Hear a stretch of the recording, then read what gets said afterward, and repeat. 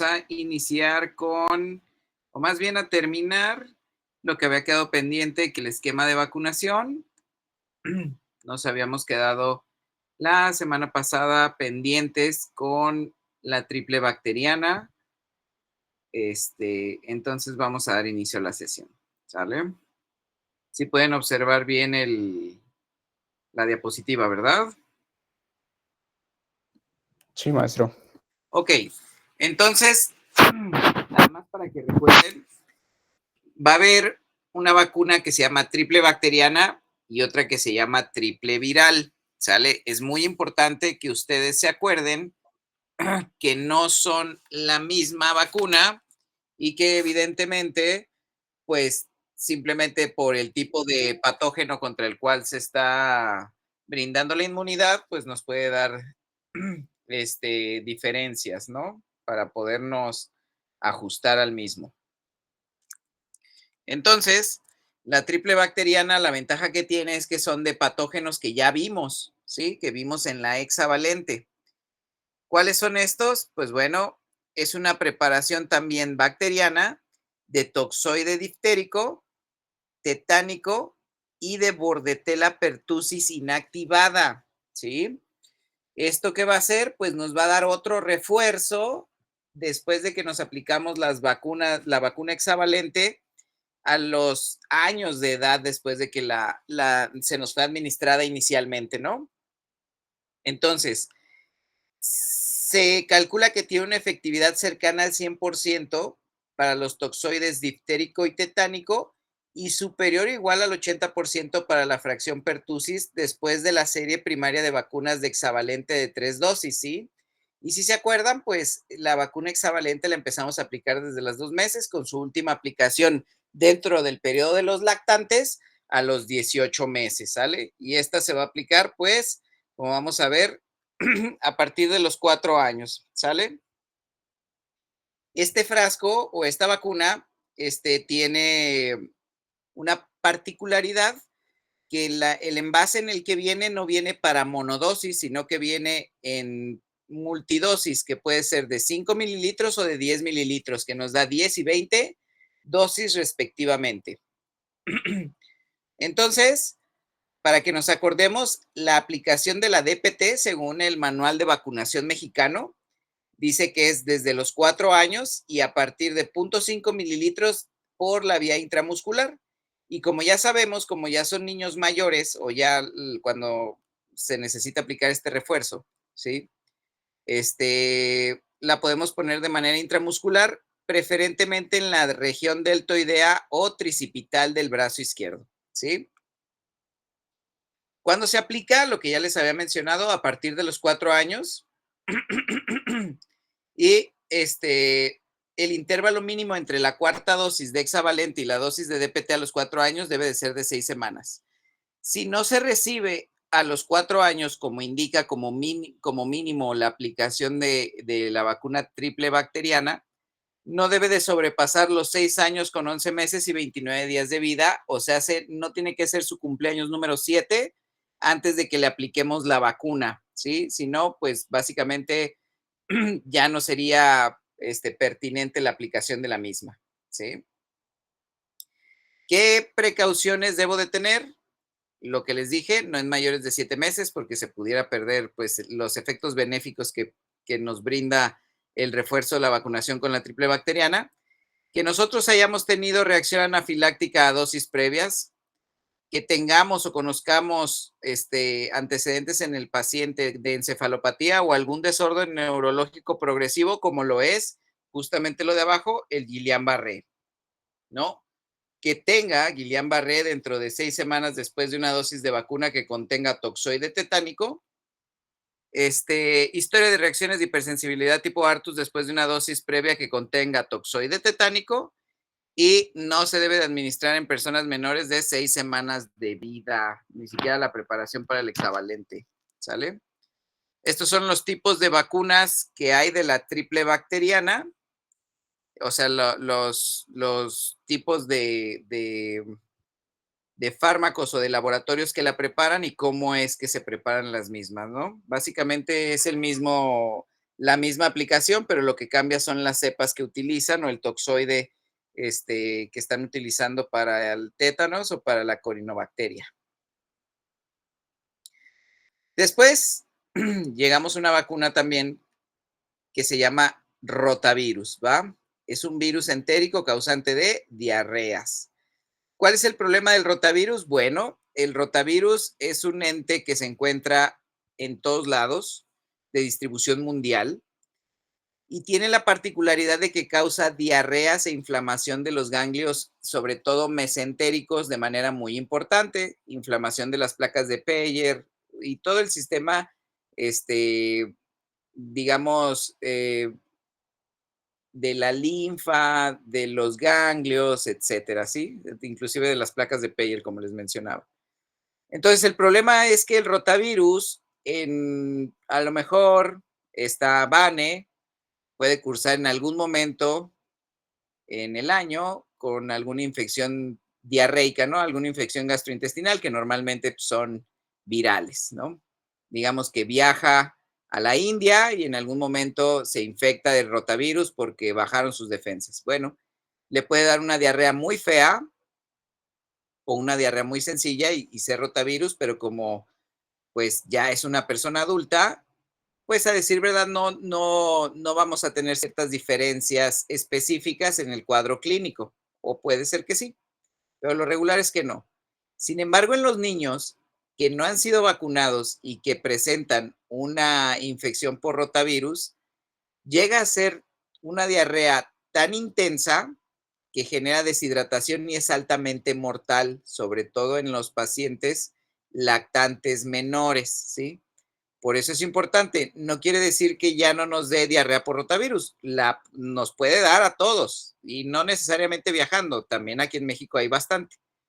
Pero entre mayor sea el paciente, menor gravedad o severidad de respuesta tendríamos hacia la infección del rotavirus, hacia la diarrea causante. ¿Sale? Entonces, como les dije, es una causa de diarrea con severidad importante y muerte en menores de 5 años, pero prevalentemente en los menores de un año, ¿sí?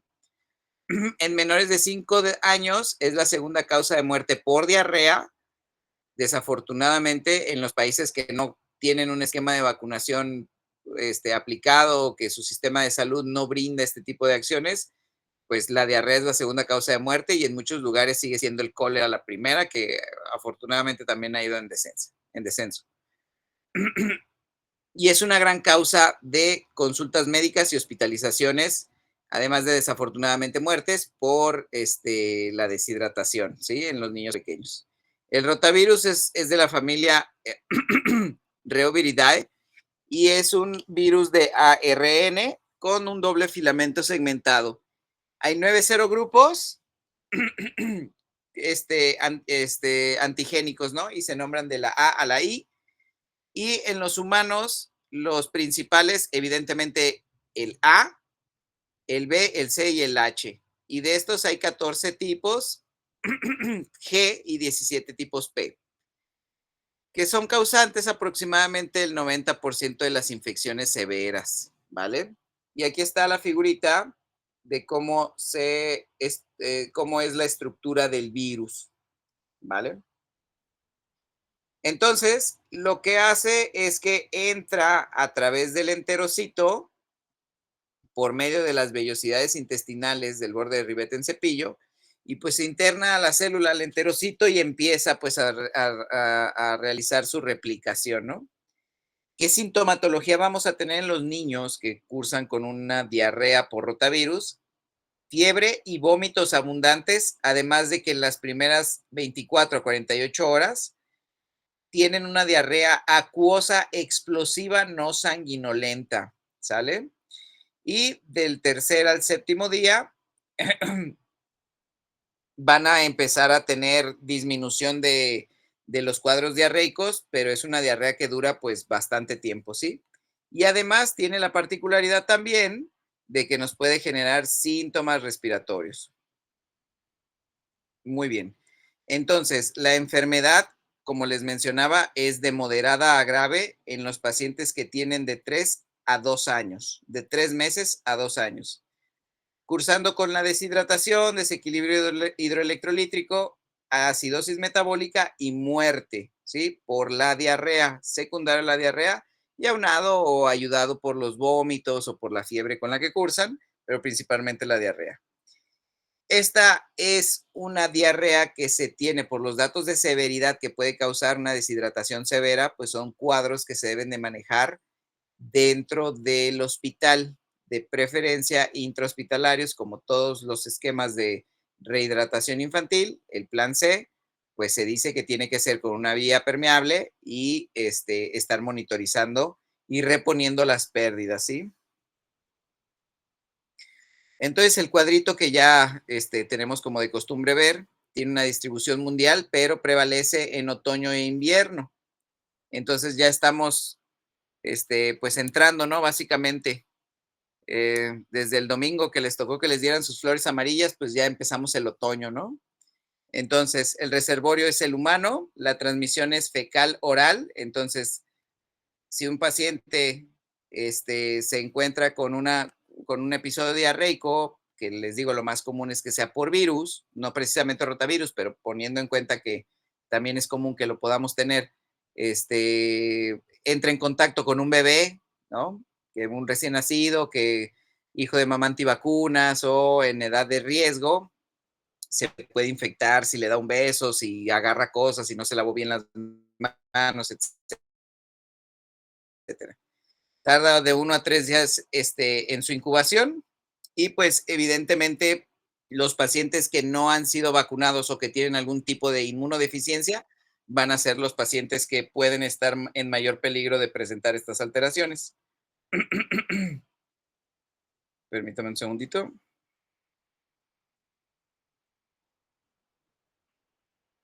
Ok.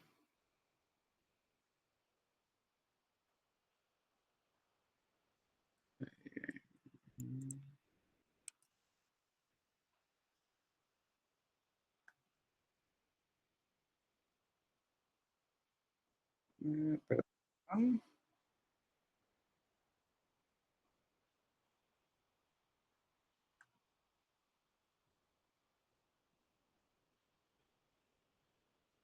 Ok.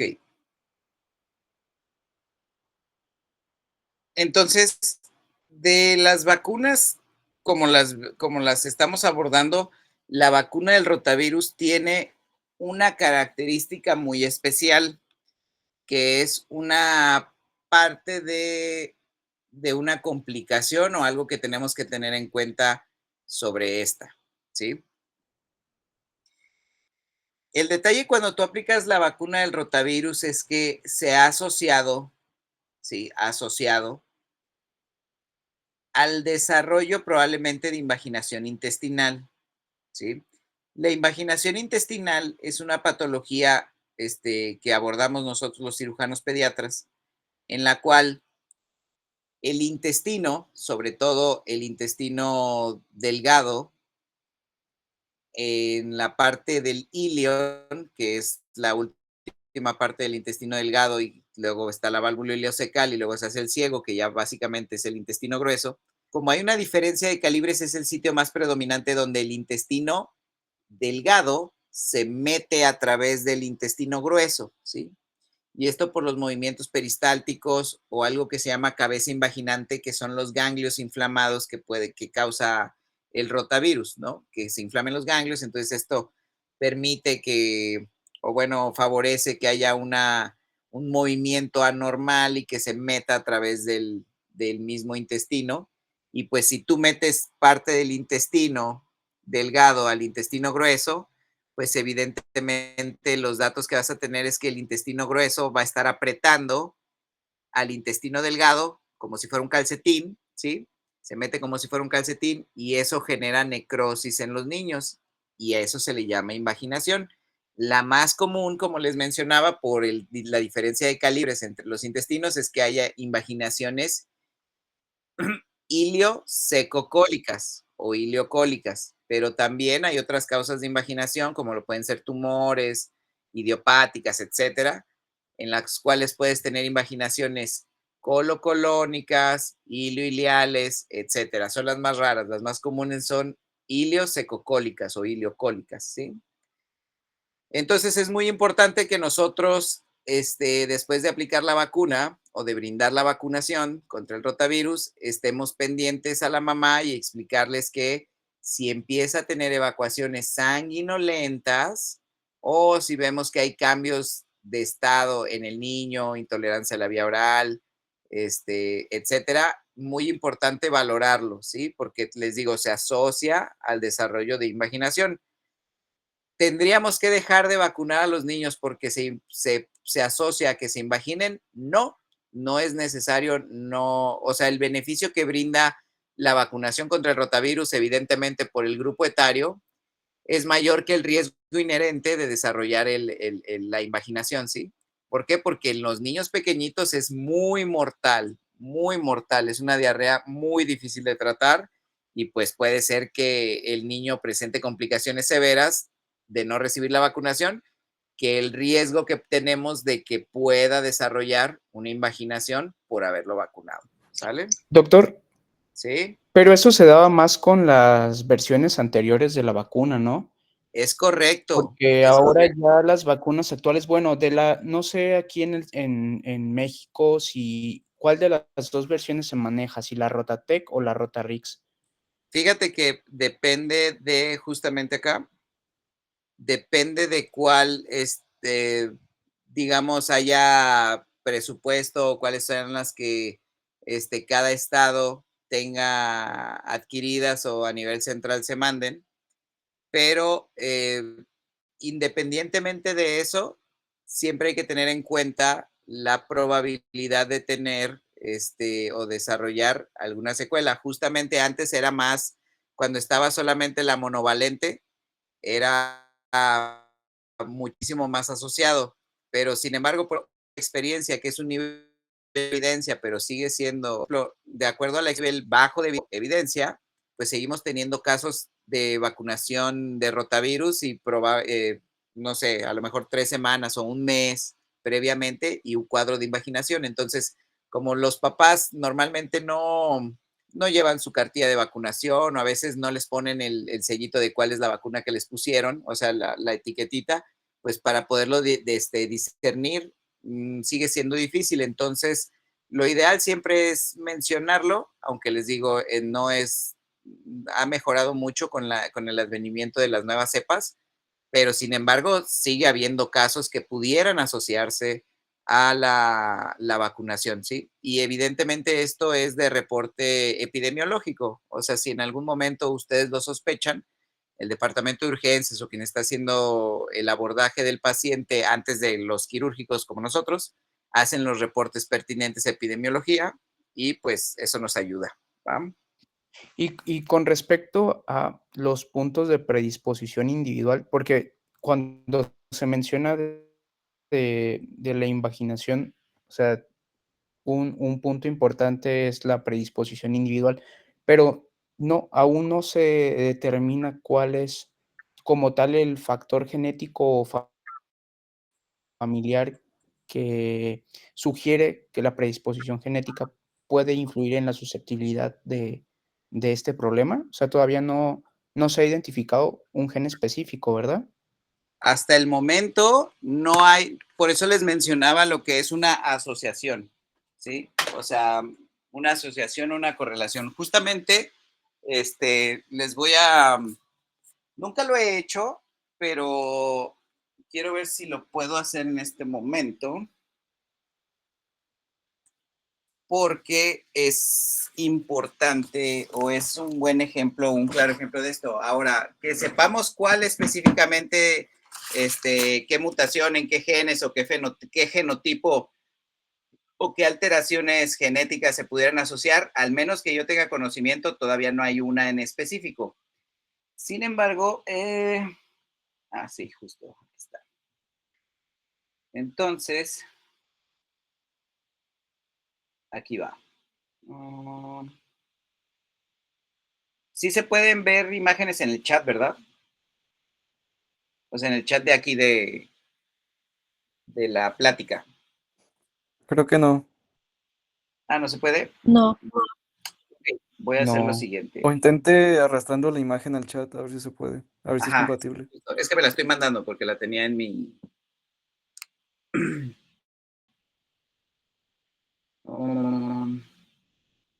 Ok, perfecto.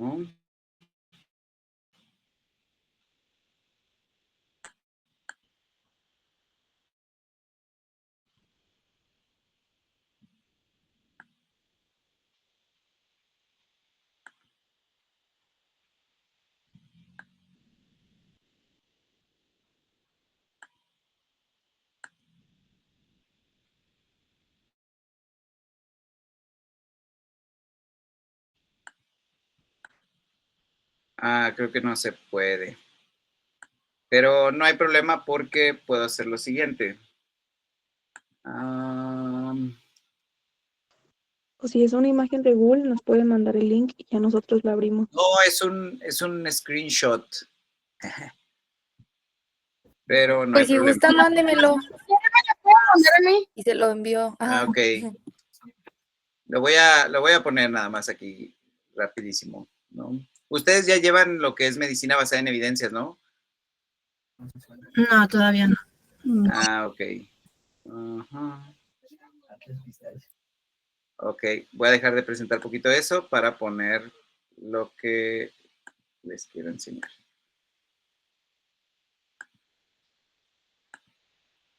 Justamente es esto. No sé si lo pueden ver.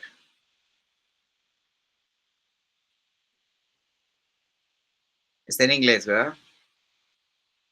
Entonces, que haya una correlación no quiere decir que sea la causa. Y eso es muy, muy ejemplificado en esa imagen y por eso me encantó. La vi justamente hoy, ¿no? Entonces,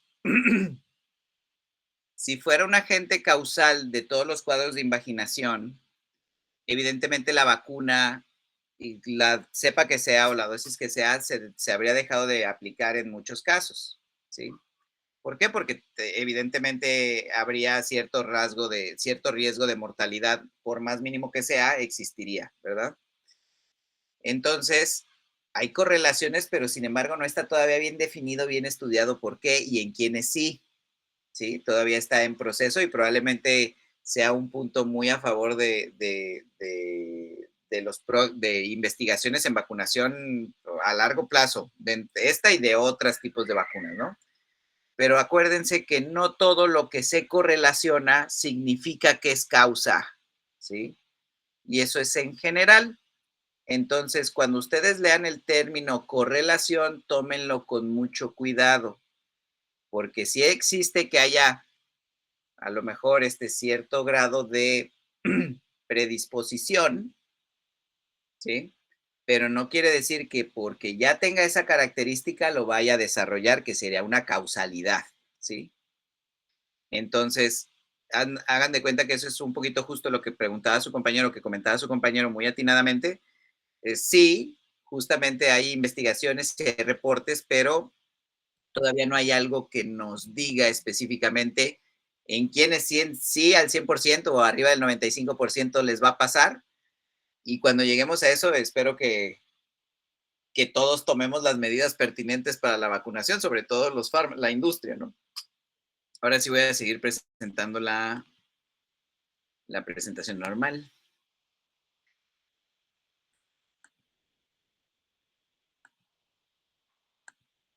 Entonces, aquí tenemos, ¿no? Los tipos de vacunas que hay. La Rotarix o la Rotatec. Perdón. Y pues evidentemente tenemos que tener una cadena de frío donde la tenemos que conservar, etcétera, bla, bla, bla. Entonces, la indicación es y el sitio de aplicación. De 2 hasta 7 meses con 29 días se puede aplicar y de preferencia es en vía oral con una técnica de 45 grados a la mucosa del carrillo de la boca, ¿sí? Entonces se ponen las gotitas en los carrillos, ¿sí? En caso de que el paciente la vomite, que es muy probable en los niños que tengan 6 meses o un poquito más, la indicación es no volvérsela a dar, ¿va? Aquí están. ¿Cuáles son los esquemas de vacunación para los esquemas para la aplicación de vacunas antirrotavirus?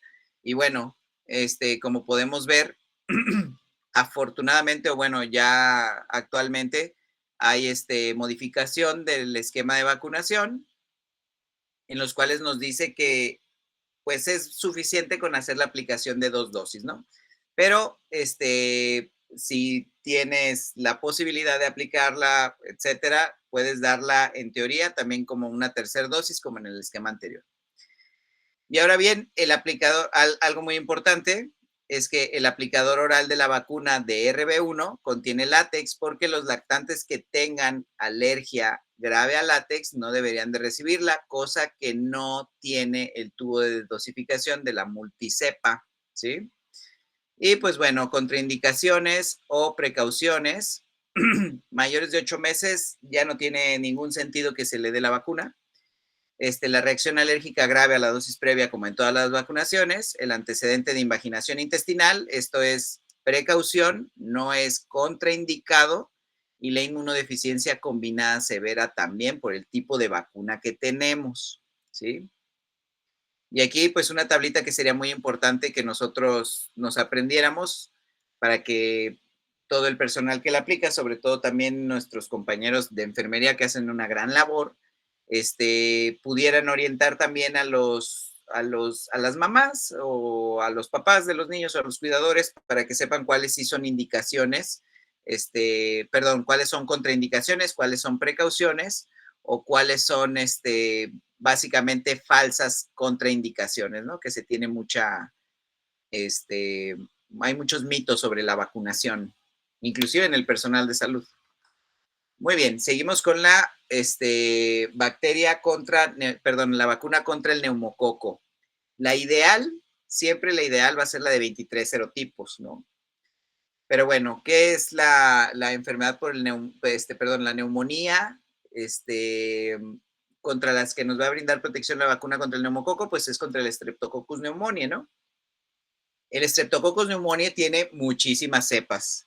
Algunas de estas cepas son muchísimo más infectantes o muchísimo más asociadas a neumonías e inclusive neumonías graves, por lo que se trata de tener la protección con la vacuna de 23 serotipos para tratar de eliminar o de tener protección contra contra las bacterias que pueden producir la neumonía más comúnmente, ¿no?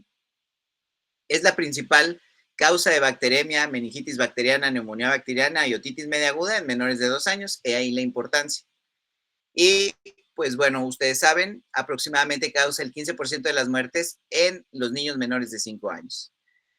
¿Qué es el Streptococcus pneumoniae? Pues es un diplococo gram positivo que es catalasa negativo y muy importante, tiene cápsula, ¿sí? Esto es muy importante porque en algunas condiciones en las que tenemos que retirar el vaso, tenemos que asegurarnos de que tenga una vacunación por lo menos 15 días previos contra el Streptococcus pneumoniae y otras 2 bacterias que son capsuladas. ¿Se acuerdan cuáles son?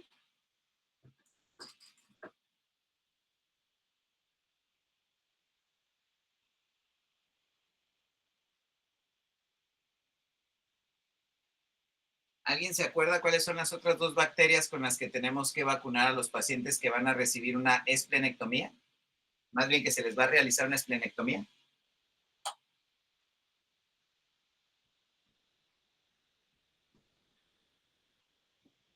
¿No es la Hemophilus? ¿La influenza Perdón, no tipo te B? escuché. ¿Cuáles? El Hemophilus, la influenza tipo B. Haemophilus influenzae, ajá, Y la capsulado. Neisseria meningitis. Y el meningococo, que es la Neisseria meningitis, correcto. Y también en algunos pacientes se recomienda salmonela, ¿no? Realmente los principales son estreptococo, o sea, neumococo, meningococo y Haemophilus influenzae. Puedes vacunarlos contra más, nada más que ahí depende mucho de que te ayude el infectólogo pediatra para ver la probabilidad o lo ideal para ver la profilaxis, cómo se le va a dar, ¿sí? Algunos, mínimo, tienes que tener esas 3, contra esas 3 bacterias capsuladas. Y puede ser, ¿Puedes vacunarlo más? Sí, definitivamente sí. Depende de la disponibilidad. y puede ser antes y después, pero justo después de la esplenectomía. Ay, de preferencia tiene que ser antes, porque tú para quitar un vaso de una manera, para que tú hagas una esplenectomía de urgencia, tendría que ser por un trauma abdominal, ¿sí? Todas las demás causas, en general, no necesariamente son una urgencia real. Se tienen que hacer, pero normalmente la única por la que un niño de estar sano, de repente necesitas quitarle el vaso, la más común de todas sería un trauma. ¿Pueden ocurrir vólvulos esplénicos también? Sí, pueden ocurrir, pero son ínfimos, ¿no? Entonces, es la ventaja que tiene, que puedes programar esa cirugía. ¿Y por cuánto tiempo la profilaxis antibiótica en este tipo, o sea, especialmente, pues sí, hablando de esto, de los niños, se mantiene? Porque había escuchado que durante los primeros años, tras la esplenectomía, se lleva, en algunos casos, la profilaxis antibiótica, pero ¿por cuánto tiempo? Normalmente depende mucho de la escuela de infectología que estés, o las preferencias del infectólogo con el que lo lleves. La última revisión que yo chequé es aproximadamente durante 9 meses al menos, con un esquema intermitente de amoxicilina ácido clavulánico, ¿sí? Obviamente todo depende del paciente, se tiene que individualizar, pero la profilaxis se hace al menos, la última revisión que hice, durante 9 meses con dosis intercaladas o por intervalos de amoxicilina con ácido clavulánico. Sé y conozco que hay otro tipo de medidas o otro tipo de algoritmos o de tratamientos, seguramente lo personalizan más o tiene ciertos factores de riesgo seguramente el paciente y lo tratan de ampliar hasta por más de 9 meses, inclusive más de 9 meses, inclusive el año, año y medio, 2 años, pero el que nosotros, por ejemplo, en mi hospital utilizamos, generalmente son por 9 meses, pero hay mucha como controversia también porque no hay, digamos, yo creo que depende mucho de quién sea el infectólogo o la escuela que tenga el infectólogo para realizar este tipo de indicaciones.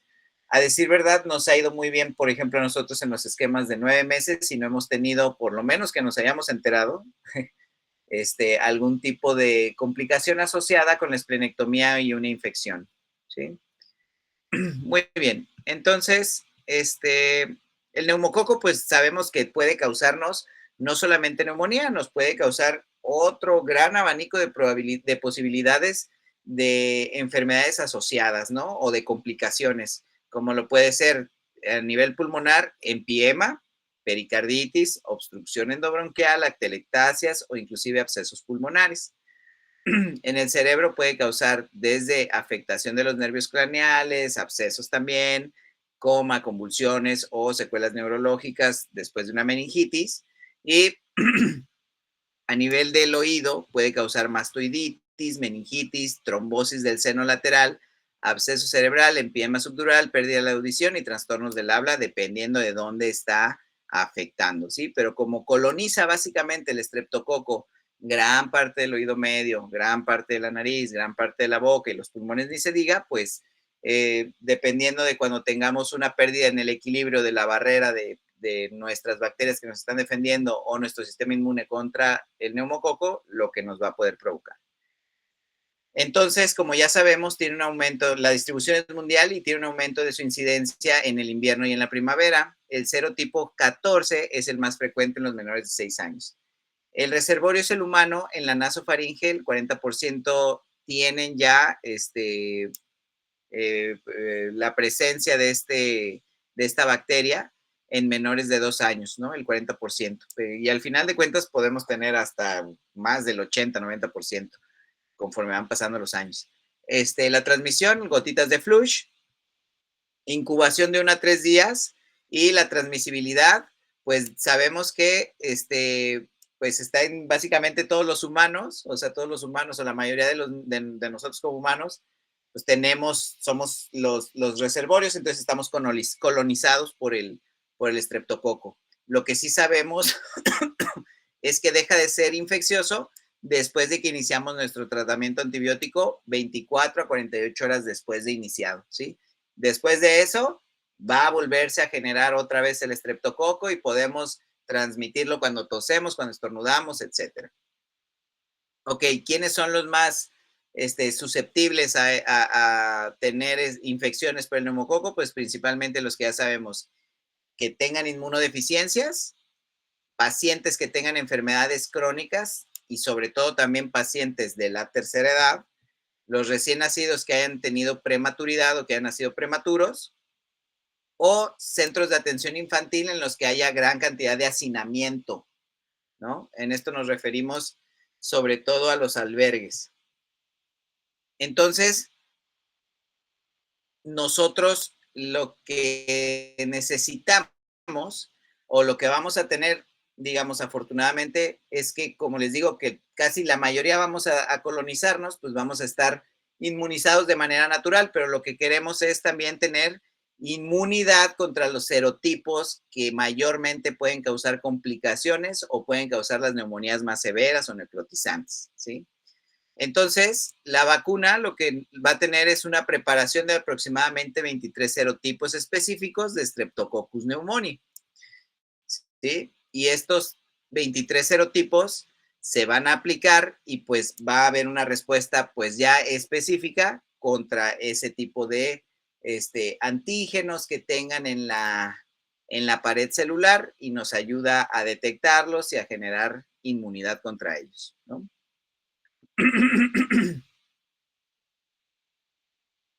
Muy bien. Entonces, esta vacuna, en el esquema nacional de vacunación mexicano actualizado, se aplica a los 2, a los 4 meses y a los 12 meses.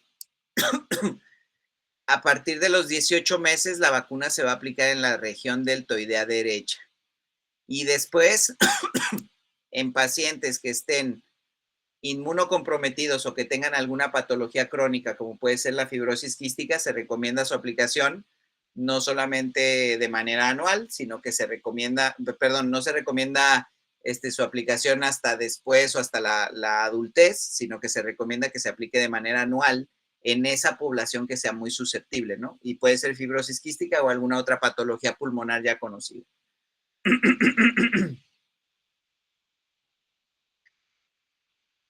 ¿Qué tenemos que tener como contraindicaciones o precauciones? Pues bueno, aquí nos dice otro cuadrito que, como les dije, está muy padre de nuestro manual. Y pues vienen las contraindicaciones, que haya tenido siempre una anafilaxia, alergia a componentes de la vacuna, que esté embarazada la paciente o que tengamos fiebre.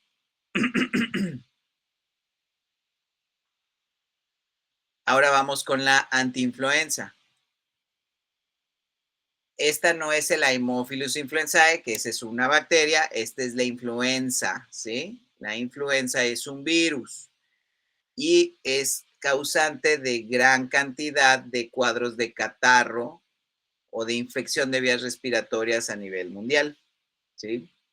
Y la característica que tiene es que cada año se va mutando y genera mutaciones muy pronto, entonces cada año hay que estarnos vacunando contra el virus de la influenza. El 50% pueden cursar asintomáticos y el cuadro clínico, pues, como ya sabemos, es muy inespecífico, con fiebre, escalofríos, cefalea, malestar general y mialgias, ¿no? También los que son el 50% que llega a ser también sintomático pueden presentar dolor faríngeo, rinitis, congestión nasal y tos no productiva con mayor duración que otro tipo de infecciones, ¿sí? Es un virus de ARN de la familia Orthomyxovirae y existen 4 subtipos, el A, B, C y D, pero a nosotros nos van a importar sobre todo las de tipo A y la que no nos va a importar para nada es la de tipo D, ¿sí? A y B son los más, digamos, los que más tú problemas pueden llegar a dar por el tipo digamos, de afinidad que tienen o la distribución que hay del mismo, ¿sí? Y el del tipo C, pues es menos probable, si existe, pero normalmente se da en brotes aislados. Tiene una distribución mundial y lo que les decía, tiene epidemias anuales, principalmente en el invierno, por lo tanto, nosotros debemos de tener la vacunación, pues básicamente el otoño, y la semana de vacunación contra la influenza empieza desde octubre, por lo que yo les recomiendo que se vacunen, ¿va?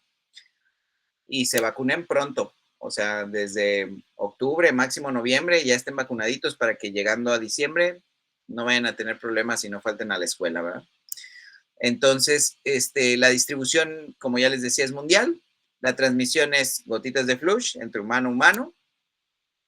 Y lo que genera los cambios en la neuroaminidasa, entre varios de los marcadores, digamos, que hay en la capa viral, pues se asocia a que son cuando el virus brinca de algún animal hacia el humano y eso es lo que genera las constantes mutaciones y que podamos adquirir nuevas cepas, ¿sí?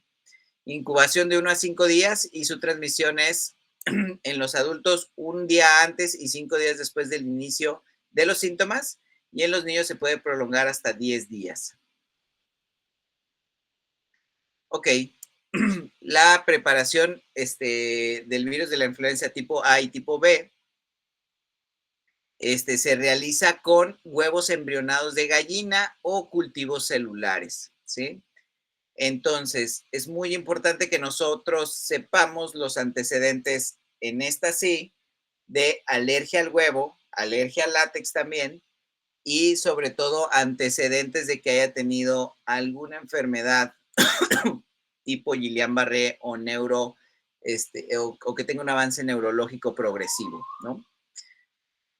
La vamos a aplicar de manera intramuscular en menores de 18 meses, perdón, en el tercio medio de la cara anterolateral externa del muslito y después de los 18 meses en el brazo. Esta es la única vacuna de nuestro esquema, como ya les había dicho, en el esquema vamos a tener solo una vacuna que no se aplica en un mes par, que sería justo el refuerzo de la vacuna de la influenza, o si ustedes quieren ser más puritanos, serían 3, que serían las del nacimiento, que son 2, BCG y hepatitis B, y a los 7 meses, que sería también otro mes impar, la vacuna de la influenza, ¿sale? Se aplica al 6º mes, idealmente, y a las 4 semanas hay que aplicar el refuerzo. Muy bien. Este es un cuadrito, si le quieren tomar una fotito para que vean cómo es el algoritmo diagnóstico y, digamos, un resumencito rápido de las aplicaciones de las vacunas y lo que ya les había dicho.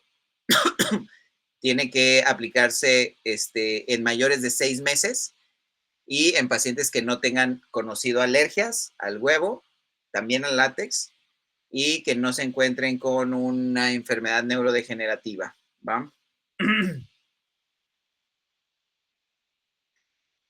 Muy bien. Ahora vamos con la vacuna triple viral.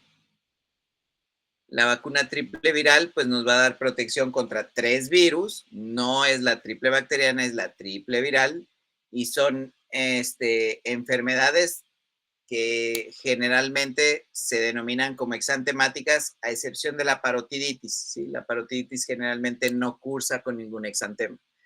Pueden presentarlo algunas veces asociado a la fiebre de alto grado, pero no es como tal una infección, una enfermedad exantemática, ¿va? Entonces, el sarampión, pues es una enfermedad viral con presencia de elevación térmica y exantema maculopapular, que es lo que nosotros podemos visualizar como dato patognomónico de una infección por sarampión, pues son las manchas de Koplik, que son manchitas que se encuentran, o como gránulos de sal que se encuentran a nivel del segundo molar. en los pacientes que estén infectados, ¿sí? Y esto, pues ya saben, todos los pacientes inmunosuprimidos son los que se ven más afectados. El virus del sarampión es un virus de ARN de la familia Paramyxovirus y del género Morbillivirus. Tiene una característica que es buena y mala porque sí se puede transmitir a través del aire porque puede sobrevivir hasta 2 horas, pero tenemos que, después de esas 2 horas es poco probable que el virus pueda sobrevivir. Entonces también es bueno, pero si sabemos que alguien está infectado, los aerosoles que va a emitir, pues van a podernos infectar, ¿sale? Y aunque generalmente con la vacunación tenemos protección contra este tipo de infecciones, se puede complicar un cuadro de sarampión llegando a causar desde una encefalitis, neumonías, hasta algo muy grave que se llama panencefalitis esclerosante, ¿sí? Que es una enfermedad o es una infección a nivel central, una degeneración central en el cerebro muy importante y que es mortal, ¿sí? Ya sabemos, su transmisión es de persona a persona, con el aire inclusive. 4 días antes y 4 días post-exantema, el paciente es cuando mayor probabilidad de contagio tiene. Y la inmunidad nos va a generar, la vacunación nos va a generar una inmunidad más allá del 90-95%, pero si en algún momento nosotros nos infectamos de manera natural, en teoría se dice que vamos a tener una inmunidad para toda la vida, ¿sí? Entonces es una enfermedad que normalmente nos daría una vez en la vida, ¿sale? La rubiola es otra de las enfermedades exantemáticas muy, que debemos de tener mucho cuidado, sobre todo en quienes.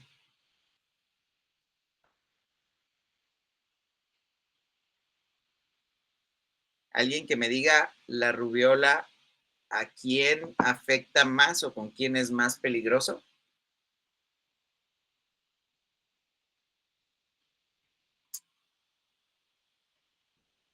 Pues supongo que a las embarazadas. Es correcto. A las embarazadas y a las embarazadas si se infectan durante el primer trimestre. ¿Por qué?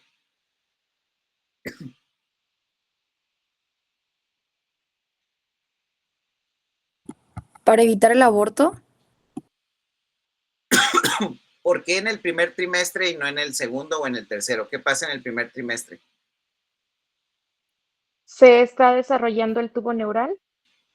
¿Correcto? Provoca malformaciones. Ajá. ¿Por qué? Acuérdense que los primeros 3 meses de sus clases de embrio, acuérdense que los primeros 3 meses son vitales porque es cuando ocurre la organogénesis, ¿sí? Entonces, si una paciente, si una mamá está embarazada durante el primer trimestre y se llega a topar con alguna persona que esté cursando con un cuadro de rubiola, pues es muy probable que la paciente se vaya a contagiar y que esto a ella a lo mejor le causa una gripa, no sé, un malestar general, etcétera, pero el problema va a ser en el feto y sobre todo si es en el primer trimestre, va a afectar la organogénesis y vamos a tener el síndrome de rubiola congénita. Por eso tratamos de evitar que esto pase con la vacunación. No de la mamá, sino de los que estamos alrededor, obviamente. ¿Sí? Entonces, ¿qué es lo que incluye el cuadro clínico de un paciente que tiene rubiola? Pues bueno, principalmente debemos de saber que tiene un exantema maculopapular que va a ir de distribución difusa y principalmente cefalocaudal, además de adenopatías retroauriculares, que es un dato patognomónico o muy característico de la rubiola, la presencia de adenopatías. Entonces, adenopatías, yo lo tengo que asociar. Adenopatías y exantema, inmediatamente yo tengo que pensar, puede ser un caso de rubiola, hay que digamos, vigilarlo, hay que darle todas las medidas y hay que evitar que vaya con alguna embarazada, ¿no? Permítame un segundo.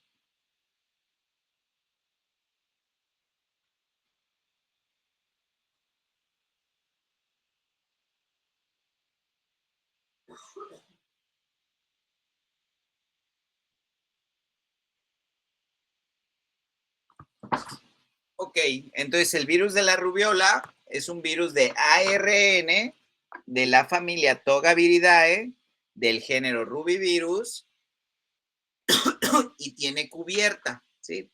Su transmisión es con contacto directo con las gotitas de saliva o secreciones nasales y puede cursar con 7 a 10 días previos de infección antes de que salga el exantema y 7 a 10 días también posterior al exantema, ¿sí? Entonces, los niños con síndrome de rubiola congénita al nacer debemos de darle, hacer el diagnóstico inmediatamente. Es muy característico la afectación que tienen, sobre todo por cataratas, afectación a nivel cardíaco y la sordera neurosensorial, ¿sí? Entonces, esto es parte de la triada clásica del virus del síndrome de rubiola congénita. Y posteriormente, si nosotros nos infectamos de rubiola, vamos a tener, digamos, una enfermedad exantemática, pero probablemente no nos deje con secuelas graves, ¿sí? La mayoría de las personas no van a tener ninguna secuela, pero las embarazadas pueden, dependiendo del trimestre en el que se expongan, pueden tener afectaciones graves en el feto, ¿sí? No en las mamás, no en los niños que ya nacieron bien, en esos no, pero en las embarazadas, en los fetos, ahí sí. Esos son los que mayormente se pueden presentar alteraciones importantes dentro de su morbimortalidad. Y para terminar con la triple viral, tenemos a la parotiditis.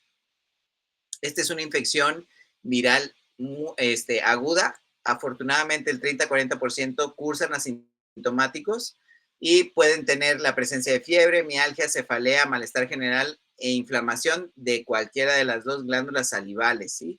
Pero, o sea, de las parótidas principalmente, pero puede ser cualquier glándula salival. Y esta tiene algo muy peculiar. La parotiditis se asocia fuertemente en los varones, obviamente, con el riesgo de desarrollar orquiepididimitis, ¿sí? Y esto puede causar, inclusive en los casos más severos, atrofia e infertilidad testicular, ¿sí? Por eso es importante recibir la vacunación, sobre todo todos, pero sobre todo hacer hincapié en los niños. También puede darnos algo grave que es la meningoencefalitis aséptica, sordera neurosensorial y pues cualquier alteración glandular, ¿sí? Pancreatitis, oforitis, artritis, tiroiditis, miocarditis, etcétera. En menos de 5 años puede presentar síntomas respiratorios no específicos y pues bueno, aquí tenemos que la transmisión es de persona a persona o con contacto directo con la saliva de pacientes infectados. Normalmente antes de la aparición de la inflamación de las glándulas parótidas, puede presentarse o ser infectante 6 días antes y 9 días después de haber presentado la inflamación.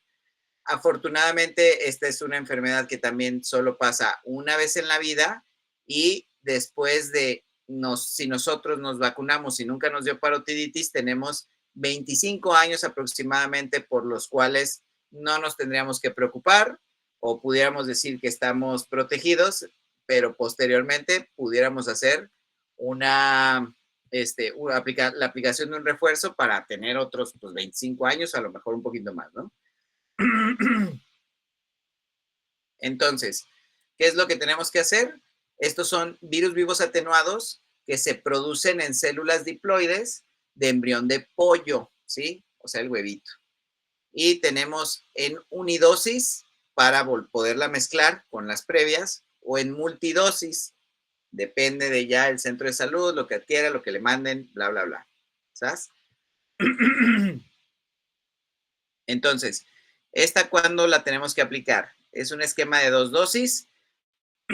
Se aplica principalmente a los 12 meses y la segunda a los 18 meses o la segunda dosis a los 6 años o el ingresar al primer grado de primaria. Esto es porque puede ser que todavía cada vez es menos, pero antes del 2022 pues teníamos el esquema anterior y se tenía que poner hasta los 6 años, ¿no? si ya no cuentan o a ustedes ya no les toca ver de ese tipo de casos o de ese tipo de vacuna, pues nada más se va a poner a los 12 y a los 18 meses y con eso en teoría tendríamos suficiente, ¿va? Entonces, aquí hay un pequeño resumencito, también como hace ratito, de lo que nos dice el manual sobre las vacunas, sobre la vacuna de la triple viral, ¿sale? Se puede asociar también a que presenten exantema y puede estar, o sea, lo tenemos que explicar a los papás. Por último, vamos a tener al COVID-19. Esta, pues ya sabemos, a ustedes, a los que están más chavos, les tocó a lo mejor en la prepa tomar clase en línea o yo qué sé, a los que estábamos un poquito más grandes o que estábamos estudiando otra carrera, pues nos tocó trabajar desde casa, ¿no? Entonces es una enfermedad infecciosa causada por el coronavirus tipo 2, denominada SARS-CoV-2, ¿no? O COVID-19. Esta enfermedad nos permitió a nosotros poder desarrollar o poner a juego o retarnos a la creación de una vacuna y la aprobación de la misma de manera récord, en tiempo récord, ¿sí? Entonces, casi, básicamente al año ya se estaba liberando la vacuna, se creó como a partir de los 9 meses, hay documentales que lo explican muy bien, entonces, pues bueno, y de ahí también vienen ciertos, controversias acerca de el tipo de vacuna que nos ponen y qué complicaciones a largo plazo pudiéramos presentar, ¿no? Un poquito de lo que genera el COVID-19, que obviamente su célula target, pues siguen siendo los pulmones, pero puede afectar básicamente cualquier otro tipo de tejido en el organismo. Y recuerden, esto generalmente causaba en los adultos, pues infecciones o neumonías, ¿no? Y en los niños tenía algo muy curioso porque hacía algo que se llama PIMS. Entonces es un síndrome de respuesta inmunológica súper importante o súper fuerte que generaba altos niveles de mortalidad, ¿no? Una superinflamación básicamente. Se generaban muchas toxinas, etcétera, toda la cascada de la coagulación, inflamación, etcétera, estaban súper alterados y eso era lo que causaba los problemas en los niños, no tanto la neumonía como en los adultos. En los adultos también había una respuesta súper disparada, también existía, pero en los niños lo curioso era que generalmente no tenían una afectación pulmonar tan severa, ¿sí? No en la mayoría de los casos. Entonces, estos todos los síntomas que puede tener asociados el COVID y las regiones en los que lo causaba. Y pues bueno, ya sabemos que la distribución pues principalmente era en China desde el 2019 en la península de Wuhan y se consideró ya como una pandemia en el 2020, ¿no? Y se asocia que es de un origen zoonótico, se atribuye al murciélago o a los pangolines, ¿no? Principalmente a los pangolines. Esto basado en South Park. La transmisión es en gotículas o aerosoles, y puede entrar por la boca, la nariz o los ojos. La incubación es de 12 a 14 días y tienen obviamente la mayor susceptibilidad las personas mayores de 50 años o que contaban con algún antecedente de importancia, como lo puede ser diabetes principalmente, ¿no? Los pacientes diabéticos mal controlados eran los que principalmente sufrían las complicaciones más graves y mortales. Podía ser cualquiera, pero principalmente los diabéticos o con alguna comorbilidad, falla cardíaca, etc. Muy bien. Y aquí está, ¿no? Todo lo que se generó, todas las vacunas que se generaron a partir de el brote de la pandemia, todo lo que se trabajó. Y si se fijan, esto es lo interesante, cuántos tipos de vacunas salieron dependiendo del tipo de laboratorio y sobre todo cómo iban, ¿no? cómo estaban diseñadas. La que generó mucha controversia, pues era la que hizo Pfizer junto con BioNTech, que era de ARN mensajero, y que pues suponemos que puede tener ciertas implicaciones o ciertas atribuciones posteriormente que pueden ser en detrimento de nuestra salud, etcétera. Sin embargo, pues se vio que era efectiva y pues ya nosotros o a los que fuimos vacunados con esta, pues nos tocará ver si desarrollamos algún otro tipo de patología a largo plazo y nos digan, pues fíjense que pues a estos se les asoció que se morían más de cáncer de pulmón, no sé, o que generaban algún déficit de proteínas en algo, o que los hijos de estos que se vacunaron con esta tuvieron mayor riesgo de padecer, no sé, atresia esofágica o atresia intestinal en algún momento. No lo sabemos, se está investigando justamente en nuestra generación. Y pues tenemos otras que eran básicamente inducidas o aplicadas para hacer un vector viral no replicante o inclusive el virus inactivado. Esas eran básicamente las tres, ¿sale?